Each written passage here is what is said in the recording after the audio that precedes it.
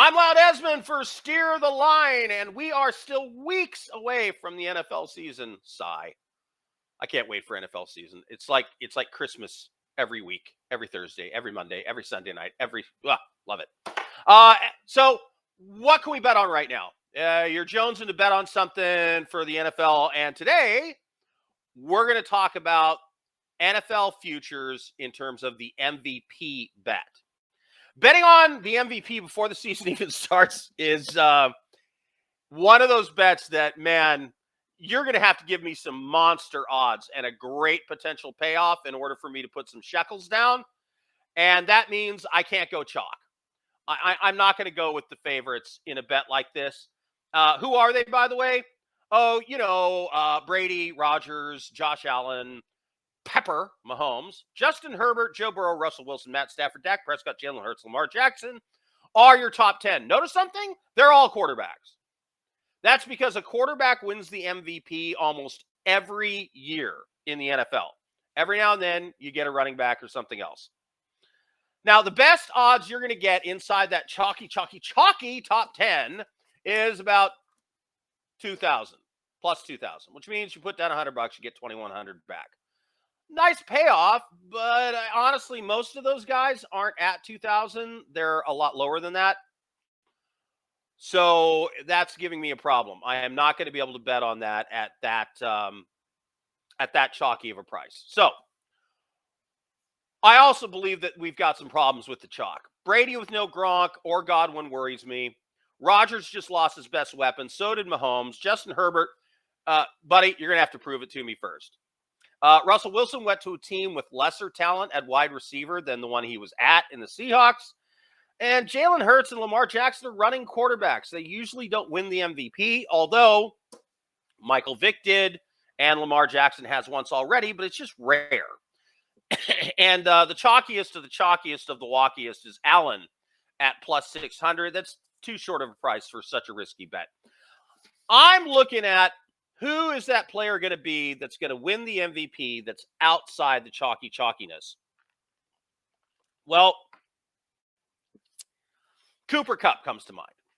Problem is, if he didn't win it last year, I don't see how he wins it this year.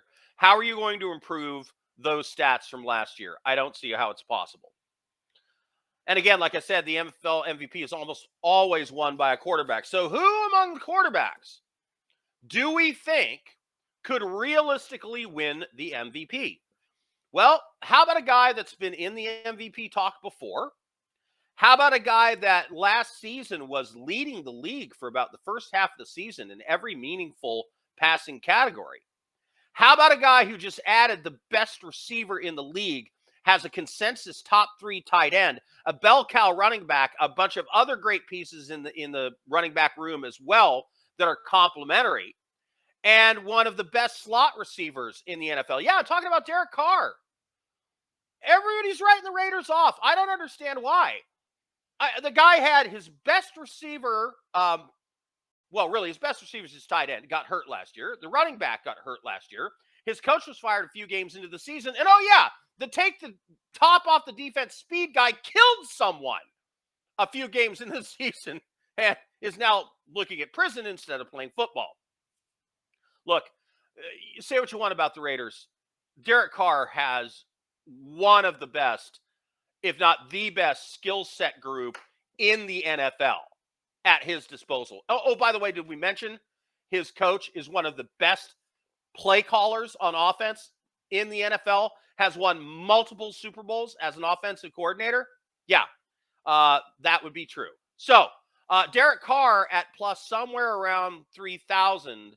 Man, I put down more than $100, I got to say, on a bet for him because I think there's every chance he could do it. And if he does, boy, the payoff is just huge. And then, did I mention running backs get the MVP second most? There's 2 that I could realistically see, but one I'm going to eliminate. Derrick Henry and Jonathan Taylor. Both are plus 5,000. Put down $200, you win 10 grand. Wouldn't that be nice at the end of a football season going into the playoffs? Henry's getting too old for me. He's been indestructible. He's great every year. I expect him to put up solid numbers, but I think the MVP is in his past, not his future. However, this guy, Jonathan Taylor, what a monster season he had last year. And I think they just barely tapped his potential.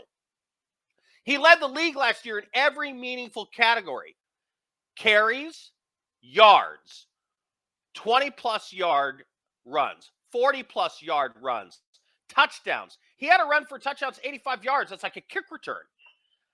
And that was when they had Carson Wentz, quarterback, young, mobile quarterback. They're trying to get his confidence back, and they let him throw the ball way too much. Now he's got aging statue Matt Ryan as his quarterback. Sets up perfectly for the running back. Ryan is going to hand the ball off, hand the ball off, hand the ball off, and then every now and then he's going to throw a play action pass based on what? Oh, handing the ball off. So I love Taylor breaking all of the numbers that he got last year. I could easily see him going over 2,000 yards, 20-plus touchdowns, 350 touches or something ridiculous like that. He is set up for a monster year. At plus 5,000, is it worth $200 on a flyer of a bet that might just pay you 10 grand? I can see him winning the MVP. I don't think it's a massive stretch outside of the quarterbacks. Will it probably be a QB? It usually probably is. But Jonathan Taylor at plus 5,000, I think, boy, what a great opportunity that is right there. All right, so my two dark horses, Derek Carr, MVP plus 3,000. And then you've got, of course, Jonathan Taylor, MVP plus 5,000. Those are a couple of way too early NFL MVP bets. I'm Loud Esmond for Steer the Line.